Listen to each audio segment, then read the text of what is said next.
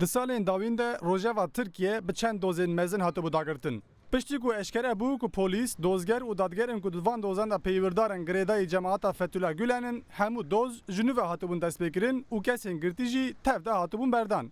Bêyî dozên KCK'yê. Parêzerên Kurd niha ji bo ku heman maf ji bo Kurdan jî bikar bê serî li dadgehan didin.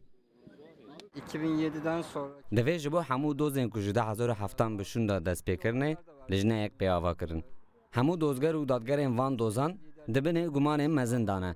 Divê komîsyonekê ji dadgerên destûrê bêava kirin û ew doz ji nû vê dest pê bikin. Bi hezaran kes hatin mexdûr kirin. Divê ew mexdûriyet bêne telafî kirin û kesên girtî jî bêne berdan. sağlamak gerekecek.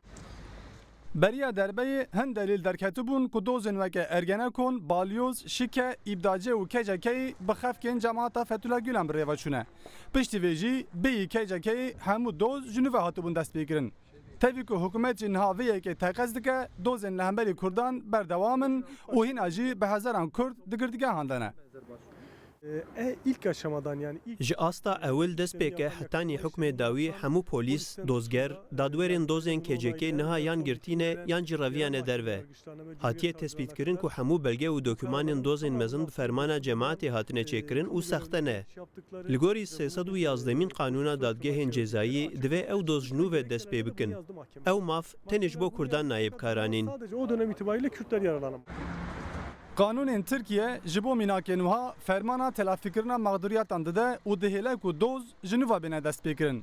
Parêzerên dozên KCK'yê jî didin zanîn ku divê ew maf bicîbê.